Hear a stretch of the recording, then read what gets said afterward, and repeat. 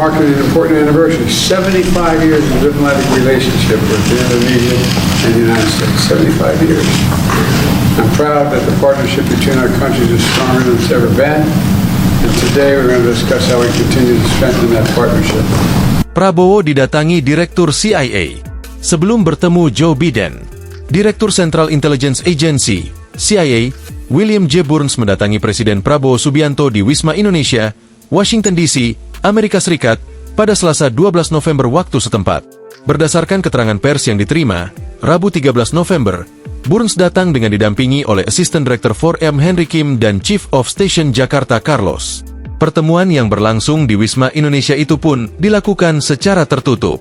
Prabowo didampingi Menteri Luar Negeri Sugiono dan Sekretaris Kabinet Teddy Indra Wijaya. Adapun pertemuan ini dilakukan sebelum Prabowo bertemu Presiden AS Joe Biden. Thank you, President Biden. Thank you for receiving me. I also like to thank you. You voted me yourself upon my election, and Great picture. yes, thank you very much. And then finally, I could make it, and you received me today. Prabowo kemudian diterima Presiden Amerika Serikat Joe Biden di Gedung Putih, Washington DC.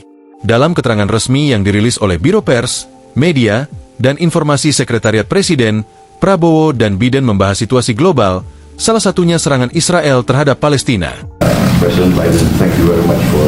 Thank you. Look forward to our discussion. Thank you, sir. Thank you. Thank you, sir. Foreign Minister, Mr. President, how are you? Very well. He's a graduate of Norwich. So that's my. Kami juga membahas tantangan global termasuk situasi di Gaza dan Laut Cina Selatan, kata Biden. Biden kemudian mengidentifikasi beberapa fokus kerja, termasuk memperkuat kawasan Indo-Pasifik yang bebas dan terbuka.